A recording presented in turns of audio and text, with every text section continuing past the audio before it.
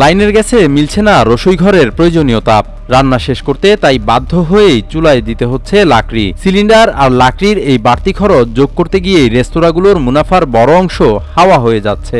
আগে হোটেলের স্টাফের পিছনে আর হোটেল ভাড়ার পিছনে বেশি খরচ ছিল, তার সাথে এখন যুক্ত হয়েছে জ্বালানি খরচ। মাসে লাখ টাকা গ্যাসের বিল দেওয়া হচ্ছে, কিন্তু গ্যাস আসতেছে না, হাওয়ায় বিল মিটার ঘুরতেছে, বিল উঠতেছে। এই বিল উঠতেছে কিন্তু গ্যাসে রান্না হচ্ছে না, রান্নায় বিঘাত ঘটতেছে।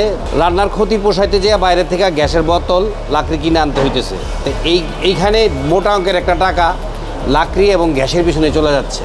ভর দুপুরে যেখানে ক্রেতাদের ভিড়ে মুখরিত থাকার কথা ছিল রেস্তোরাঁগুলো, সেখানে এখন প্রায় ক্রেতাশূন্য অবস্থা। জিনিসপত্রের ঊর্ধ্বমুখী দামে বাজেট কাটছাট করছেন সাধারণ মানুষ, যার সরাসরি প্রভাব পড়ছে হোটেল ব্যবসায়। অথচ বেচাকেনা কমলেও মাস শেষে গ্যাস বিল আর ঘরের ভাড়া গুনতে হচ্ছে গুনে গুনে লাখ টাকা। লাইনের গ্যাসটা ঠিকমতো আমরা পাচ্ছি না, হাওয়ার বিল দিচ্ছি প্রতি মাসে 1,10,000 টাকা, 1 লাখ টাকা বিল দিচ্ছি, গ্যাস পাচ্ছি না। কাস্টমারের সাথে প্রতিদিন আমাদের বাকবিক্রান্ত হচ্ছে। আমরা এখন খুব বিপদে আছি। লাভ তো দূরের কথা, প্রতিষ্ঠান টিকানোই ভাড়া দিয়া, কর্মচারী বেতন দিয়া, গভর্নমেন্টের বিল দিয়া, ট্যাক্স ব্যাট দিয়া দেনা প্রতি মাসে দেনা হচ্ছি আমরা। কয়েক মাস আগেও যে এলপিজি সিলিন্ডার কেনা যেত 1200 টাকায়, তা এখন কিনতে হচ্ছে 1700 টাকায়। সিলিন্ডার প্রতি 500 টাকা বেড়ে যাওয়ায় দিনে গড়ে বাড়তি খরচ হচ্ছে 1 থেকে 2000 টাকা।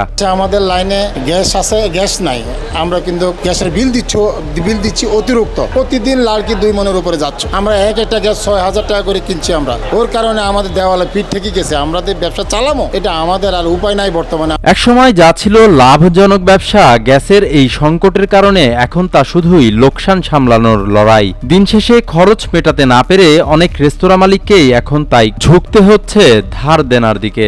লাইনের গ্যাসের চাপ তো একবারই নাই, কিন্তু বিল আমাদের ঠিকই আসে, কিন্তু আমরা গ্যাস পাই না ঠিক মতো। কিন্তু এই বিলটা যেন আসে কোথা থেকে, হাওয়া জ্বলে না কি জ্বলে কীভাবে তা কইতে পারি না, কিন্তু আমাদের বিল কিন্তু প্রচুর আসে। এখন শুধু সিলিন্ডার ছাড়া, লাকড়ি ছাড়া আমাদের উপায় নেই।